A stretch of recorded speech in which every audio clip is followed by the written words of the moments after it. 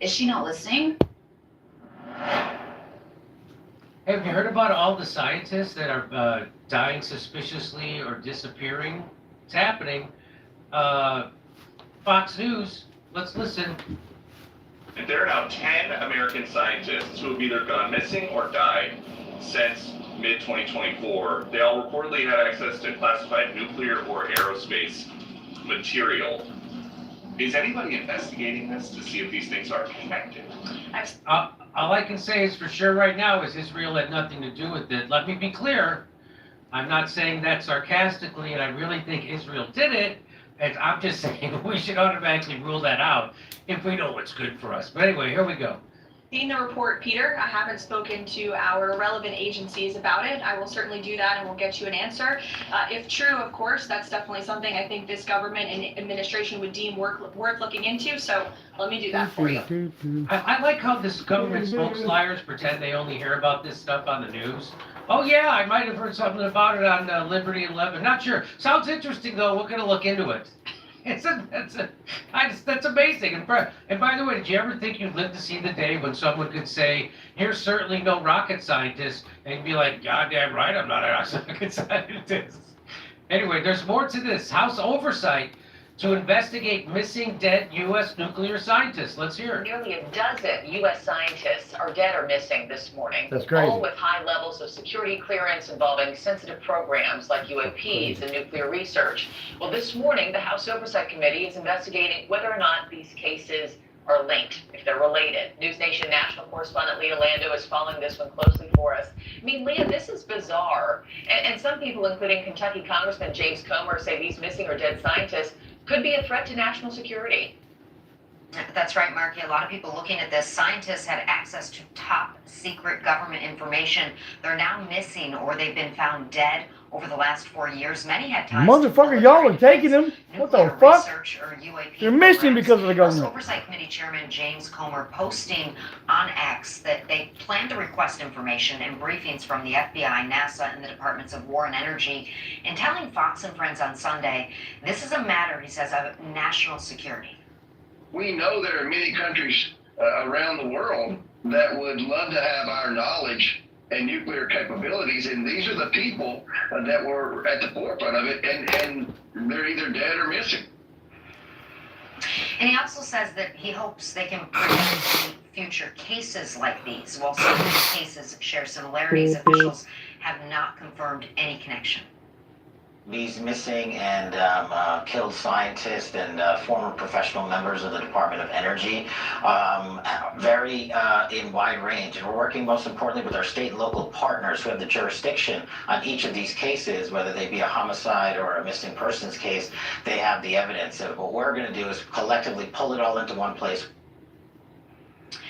Now, one of these cases, scientist Amy Eskridge was ruled a suicide. That was back in 2022. Her father, a former NASA engineer, told our Nancy Liu that he does not believe her death was suspicious, adding, scientists die also, just like other people. Marky. Interesting. Yeah, the numbers are impossible to ignore, and it's a stunning pattern that has emerged. Do you think those are the scientists with the top secret knowledge of what a woman is? I think that might be the problem. That Miko Kaku, he weighed in on this, and he says he just warned a growing number of scientists who have died or gone missing under unexplained circumstances should be treated as a national security issue rather than unrelated incidents. Okay, here's some more from Fox News. You want to hear it? Here it comes. Or both of those are working for NASA. But this is really one of the things that when we talk to former FBI special agents like James Galliano, you look at the number of potential connections, 8 in the last 2 years. And among them, you see William Neal McCaslin. He's an Air Force general that oversaw the Air Force lab that connects both the NASA Jet Propulsion Lab as well as the highly secretive work that they are doing in Los Alamos on a nuclear science, as well as McCaslin, by the way, also worked on secretive UAP or UFO technology in the past. he of course goes missing, doesn't take his phone or his glasses. So with this entire list of people, let's break down now, if we have that other wall, sort of where these people are working, right? So the NASA Jet Propulsion Labs are, as we mentioned, Michael David Hicks, Greenmeyer, Maywald, and Monica Reza. Monica Reza, by the way, just goes hiking and disappears, vanishes. She was working on very highly classified things. She reported to General McCaslin. McCaslin, who oversees the Air Force Space Labs, connects NASA ultimately over to Los Alamos. And so when you talk about the number of connections that may or may not exist, and that's why the FBI and other agencies are digging in now to find it, you wonder what was any potential motive if there was a connection to these missing and deceased persons. Was it a foreign government? We saw so many individuals from China when Bill Maloogian and I were out in California and Arizona. These individuals are coming over. Were they possibly in any way trying to get our information? And they cross, by the way, in many places where this takes place. So don't jump to any conclusions that there's a distinct possibility that it's our own government getting rid of anybody that knows about the phony alien invasion that's supposed to follow shortly. And here's one more. This is Amy Eskridge. She's one of the 11 scientists who have died, disappeared recently. That's linked to high government research. Amy researched anti-gravity. And in this clip, she's going to reveal that anti-gravity was already discovered 4 times, but each time the government suppressed it. She then revealed she was close to discovering it, but was threatened that she would be killed if she published it. She was found dead shortly after this 2022 interview. That's it was crazy. ruled a suicide, but no investigation details were made public. Fucking And British insane. intelligence officer Frank Milburn testified before Congress in 23 that her death was not a suicide. She also said, "This is a few months before her death. If you see in the report that I killed myself, I most definitely did not." So let's listen to what she had to say. It's been independently discovered 4 other times.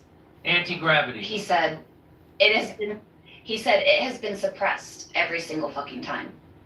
And he said, I don't think they're gonna suppress it this time. He said, I think you're in the clear. He said they obviously know about you because I've had multiple, both protective and threatening interactions with various agency affiliations, whatever. He was like, if you haven't had a US government agent come to you and say, stop, shut the fuck up. Stop, shut the fuck up. If that hasn't happened, they're gonna let you do it. They're waiting. There are SSP motherfuckers that are fucking twiddling their thumbs. Like, is Amy not gonna publish soon? Gah, we've been influencing this bitch forever. Doesn't she know we want her to publish? Fuck, Jesus. is crazy. Like, there's multiple people doing that right now. And on the other side of the fence, there's multiple parties looking at each other like, didn't we tell this bitch 3 years ago that we kill people for this? Is she not listening? What is she doing? She's still doing it? What? We told her we were gonna kill her 3 years ago. So I have these two different scenarios floating constantly in my life where I have people being like, do it, do it, do it, you're the one, do it. And then I have multiple people being like, they're gonna kill you. Don't do it. They're gonna kill you. So I don't know if you noticed, she mentioned SSP in that clip. Isn't that the thing Kurt was ranting about when we did the NASA story last week? The secret space program, which just means the military space program. Okay, so and here's one more. Between 2007 and 2025, Israel tracked down and assassinated 25 Iranian nuclear scientists, including 14 in the first 12 hours of the attacks on Iran last June. If a foreign country is targeting our nuclear scientists, there's a 99.99% chance it's real.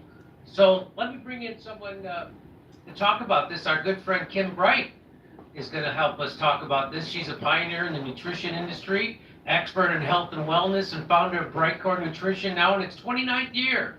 Since the 80s, she's been appearing regularly on national, syndicated, and local radio and television programs, educating people on how to optimize their health.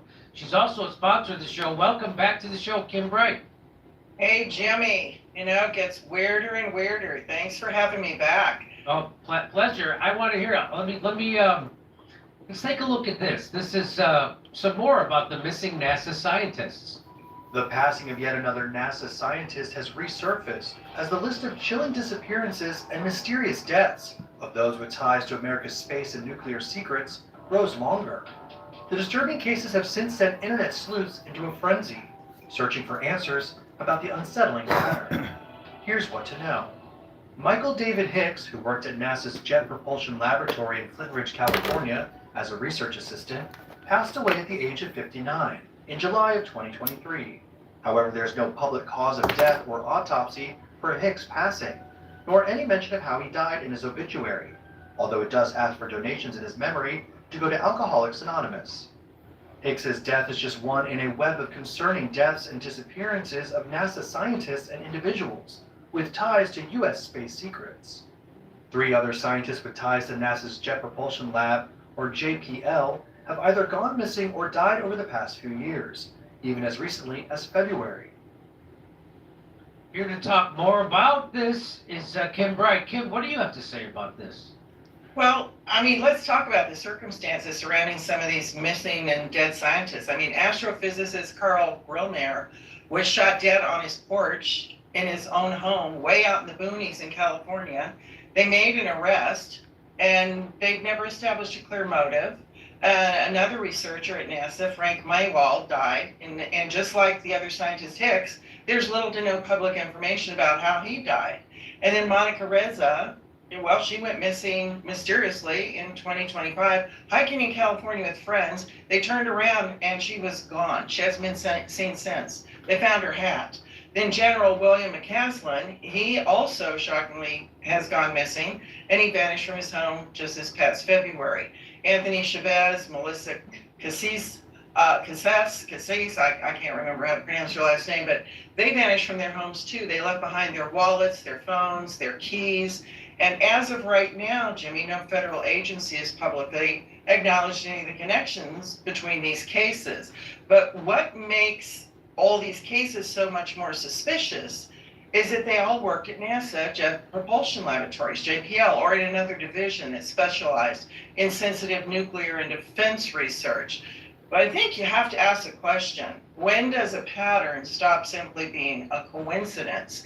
And there might even be another one. I don't know if you've heard about this, but David Wilcock, famous UFO researcher who was on History Channel, and he's New York Times bestselling author, very involved with UFO research, supposedly committed suicide out front of his house in front of law enforcement near Boulder, Colorado, just a few days ago on 4/20. He was only 53.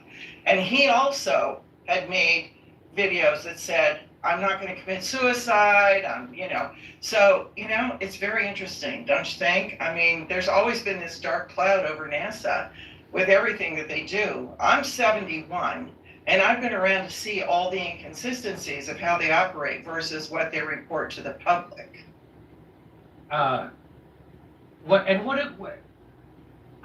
This is absolutely nuts. What do you know about Artemis 2? Well, let me bring up something interesting about Artemis 2 and all the other rocket launches happening. Rocket launches, when they go up, release so much debris. The fuel they're burning, it's releasing polymers and other pollutants into the atmosphere, of course, which we all share and inhale. And that's just a small part of it. There's a ton of other ways that we're being exposed to the same type of chemicals and pollutants. And it's not just these launches, but also all the pollution that's being caused by the war in Iran. Every time a missile goes off, Jimmy, or a bomb explodes, microplastic particles are released into the upper atmosphere, and they spread globally. So no matter where you live, these microplastics are going to have significant impact on your health. And of course, microplastics are the tiny plastic particles that form when larger plastic items break down through sunlight, heat, and friction, and they're found everywhere. They just keep getting smaller and smaller. They never go away. They're in our oceans, our rivers, our soil, our food, our drinking water, and our air. And because these particles are so small, they now easily move through the food chain and can enter our bloodstream and our organs. And you might ask, How exactly do they get into our bodies, Kim? Well, they're absorbed through our skin, ingested into our gastrointestinal system, and inhaled into our lungs. And Jimmy, What about I got one for you. Do you know that 94% of our drinking water in the United States contains microplastics, and 88% of our protein sources, our meat, our seafood, even tofu, have microplastics in them? That's crazy. It didn't used to be like this, though, right? I mean, this is relatively new phenomenon, is it not? Yes, it is. But humans now ingest 6 times more microplastic particles than they did in 1990, 6 times more. That's what I'm talking about. Every breath we take, we inhale these microplastics. The average American is inhaling 68,000 microplastic particles every single day, and that number only goes up. And now there's this unprecedented amount of microplastics both in our environment and in our bodies, and we cannot underestimate the devastating impact that this is going to have on our health. I mean, you know, no joke here. You're far more likely to die from the pollution of war than you are to be a casualty of combat. And let me explain why. That's because these microplastics are causing inflammation in our bodies, oxidative stress, and they are actually all altering our DNA.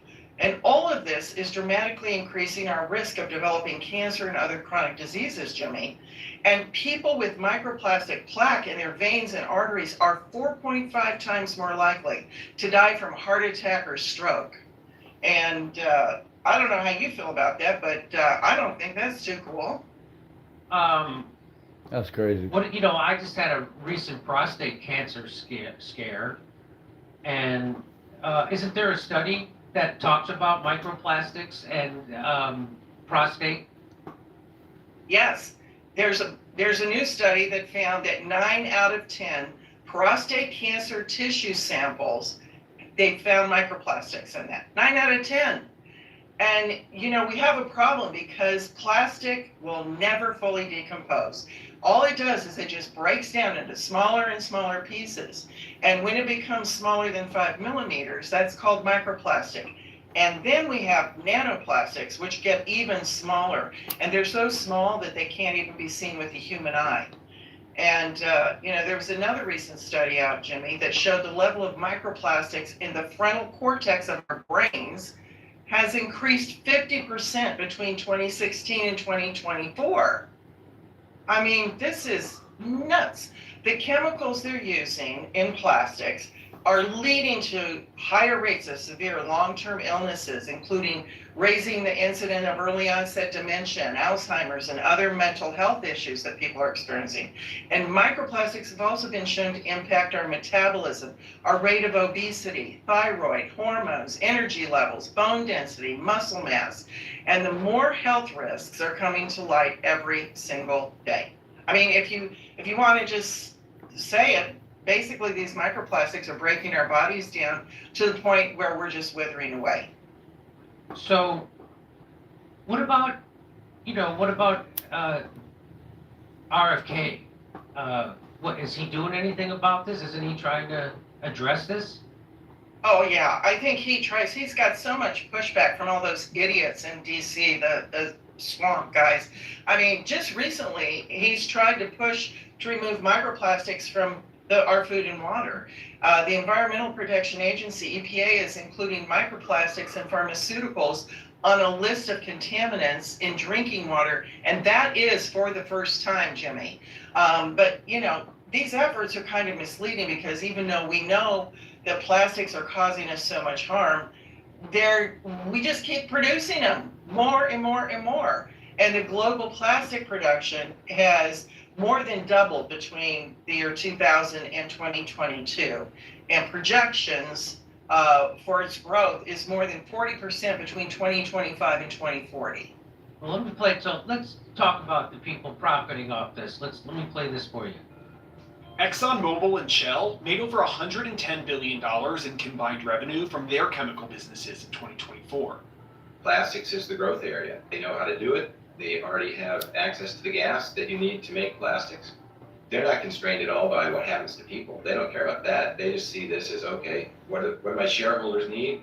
Am I going to make a ton of money? I think that the oil and gas majors all see a major opportunity. They've been investing very heavily, billions of dollars, into building plastic producing facilities. So when they're losing some of their profit center or expect to be losing some of their core profit centers, this is a place where they might be able to make up some of that lost profit.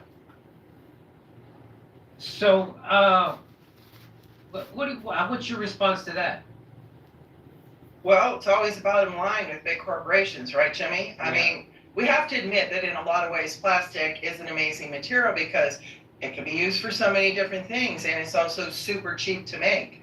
So you have a lot of profit in it. But when you combine inexpensive with very useful, you're going to have a lot of demand. So, you know, despite the harm it's causing to the environment and to our health, these industry giants keep investing heavily in more plastic production. And we know how the world works. Its profit motives are prioritized over human health. They don't care, just like the guy said. And this continues to be true regardless of the regardless of the administration that's in power. We've seen it time and time again. And because we're competing with a profit-driven industry, when we avoid bottles that are plastic and containers and synthetic materials like polyester in our clothing, and we cut down on packaged and processed foods, these are all important steps. But when, you know, just limiting the use of plastic is not going to be enough, Jimmy, because we have to take active steps to remove these toxins from our bodies before they do irreversible damage. And that's just the truth. Well, here's a study. So now, you know, I take the kimchi, the bright core kimchi every day, and it has lots of great benefits. But here's a study. Tell me about this study. Kimchi-derived probiotic found to promote binding and excretion of intestinal nanoplastics. Get out of here. Yeah, this brand new study that just came out shows how kimchi actually eliminates and extracts microplastics from our body. How about that, Jimmy? Isn't that exciting?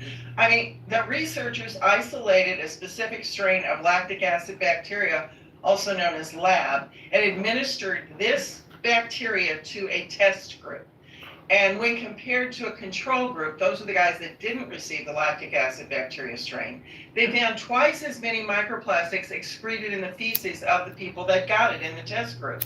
So essentially, this means that this lab strain, unique to kimchi, was extremely effective in removing plastics in vivo. And this is just the most recent study showing kimchi's powerful ability to rid the body of harmful microplastics. Because there was another strain found in kimchi called Bacillus pumilus that has been shown to degrade BPA. That's the most toxic chemical in plastic. And the reason kimchi is so effective is because of the direct impact that it has on our gut microbiome. Keeping our gut microbiome healthy is what determines the health of our entire body. And we need to have that perfect balance of good and bad bacteria because that's what keeps us healthy, Jimmy. And the key thing, though, is the diversity of all these good bacteria. The diversity of bacteria in our gut is what helps us eliminate those toxins like plastics, like heavy metals, and other harmful chemicals. And it's also the reason why kimchi helps crowd out harmful microbes in the gut, and it eliminates funguses like candida, and it kills nasty parasites, and it defends against dangerous viruses as well. And kimchi's secret is that it contains over 900 strains of beneficial bacteria that help keep your gut in balance. And the gut's related to every area of your body.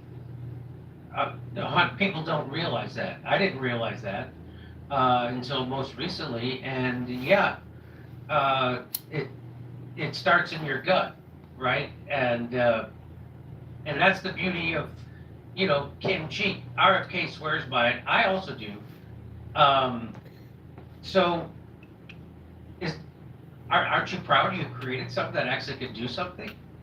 Oh yeah, of course I am. I mean, I've been helping people for 50 years, and it's so great to finally see that this is recognized as helping. And the key thing though, Jimmy, is to getting, when you want all the benefits from kimchi, which it has a multitude of, as we've heard, is you have to have it daily. It's daily consumption. And that's why we went ahead and we created Kimchi One.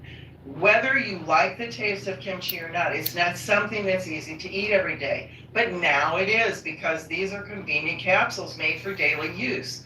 And Jimmy, we use a cold process drying method to retain all of the fiber and all the nutrition of actual fermented kimchi. It's low in sodium, unlike store-bought, 100% made in the USA. And our kimchi one is all natural, non-GMO, and that even includes the capsules that we use. Our capsules are plant-based, all natural. So they're not plastic, is what you're saying. Oh my God, anybody that thinks that we would use plastic as a capsule need to have their head examined. I started this company to help people, not to harm people. But we've got so many success stories from people taking kimchi one, Jimmy. People who had problems with their digestion and bloating are finally regular. People who had problems with their immune system and they used to get sick all the time. Not getting sick anymore.